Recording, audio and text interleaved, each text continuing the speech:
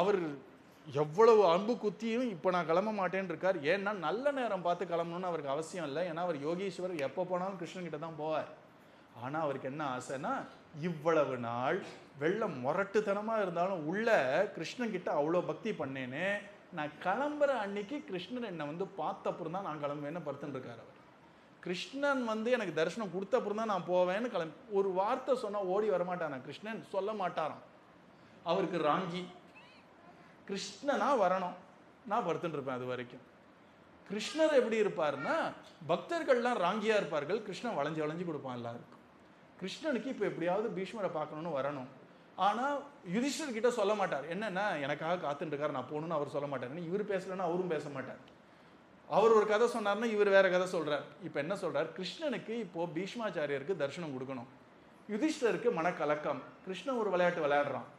நீ என்ன பண்ணு, உன் மனக்கலக்கம் எப்போ தெரியுமா தீரும், இந்த பீஷ்மாச்சாரியர்கிட்டே நீ தர்மத்தை கேட்டாதாண்டா உன் மனக்கலக்கம் தீரும். அதனால வா போகலாம். பீஷ்மாச்சாரியர் காத்துன்னு இருக்கார் அங்கே, அவர்கிட்ட போய் நீ தர்மத்தை பற்றி எல்லா விஷயமும் கேட்டுக்கோ, உன் மனக்கலக்கம் தீரும். எந்த மனக்கலக்கத்தை என்னால் தீர்க்க முடியாதோ, வியாசரால் தீர்க்க முடியாதோ, அதை பீஷ்மாச்சாரியர் தீர்த்து வைப்பாங்க. இது ஒரு கதை. கிருஷ்ணன் நினைச்சா இதெல்லாம் தெரியாது அவனுக்கு. ஆனால் அவருக்கு என்ன ஆசைன்னா, பீஷ்மருக்கு தரிசனம் கொடுக்கணும். பீஷ்மர் ஒரு கதை விட்டார், என்னன்னா நான் நல்ல நேரத்துக்கு காத்துட்டு இருக்கேன்னு. கிருஷ்ணர் ஒரு கதை விட்டார், என்னன்னா யுதிஷ்டரா அவர்கிட்ட கேளு, அதுக்காக தான் நானும் காத்துட்டு இருக்கேன், வா போகலாம்.